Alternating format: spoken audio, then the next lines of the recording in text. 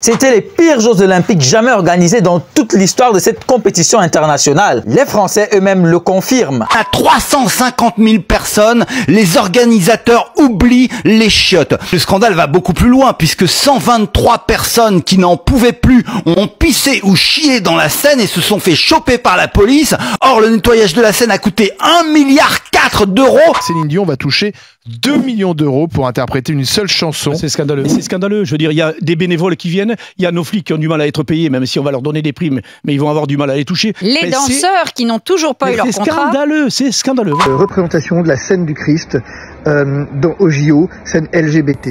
Stop, ça suffit. On ne peut pas, de la sorte, venir se moquer de la religion des hommes. Des lits fabriqués en carton, c'est la désillusion pour de nombreux athlètes qui dénoncent la qualité de l'accueil et de l'organisation à Paris pour les Jeux Olympiques. Plusieurs vidéos d'athlètes deviennent virales sur les réseaux dans le monde entier. La France devient la risée mondiale. Des familles qui ont été délogées pour les JO.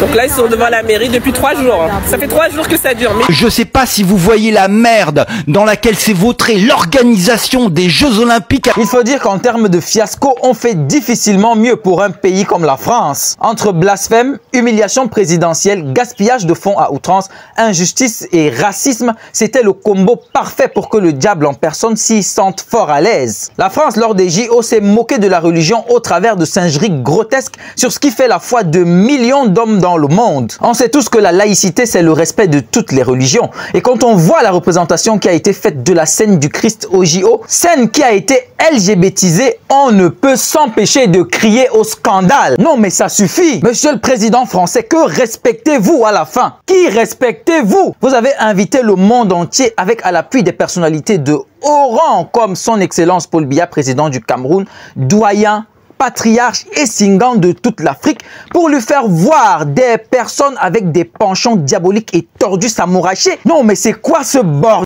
Cerise sur le gâteau, vous vous êtes arrangé une place bien à l'abri des intempéries, alors que les présidents du monde, les hautes autorités d'instances internationales, ainsi que les invités de marque, à l'instar une fois de plus du président de la République, son Excellence Paul Biya, ont été mis sous la pluie, alors même que les informations officielles de la météo faisaient état de l'avènement de précipitations considérables ce jour-là. Comment comprendre que l'on puisse inviter des gens pour les ridiculiser de la sorte? Comment comprendre un tel mépris à l'endroit de l'élite mondiale? Des familles entières ont été expulsées des lieux d'hébergement qu'elles occupaient. Tout ça pourquoi? Pour de l'argent. Parce qu'il fallait faire le maximum de profit à cette occasion en mettant des personnes qui allaient payer le prix fort. Pour quelques vulgaires euros, la dignité humaine a été bafouée. Les droits de l'homme ont été bafoués dans un pays qui se revendique pourtant état de droit. Quelle belle farce aux yeux du monde. Mais vous ne tromperez que les aveugles, les sourds et les muets. Ceux qui oseront venir ici défendre la thèse de ces JO réussis sont atteints peut-être de démence, je crois. Il n'y avait rien de réussi là-dedans. Tout ce matu vu qui a été fait pour masquer la vérité n'a servi à rien. C'était un saupoudrage bien vulgaire qui n'a malheureusement pas pu cacher la laideur de la chose. Non, mais quelle insulte!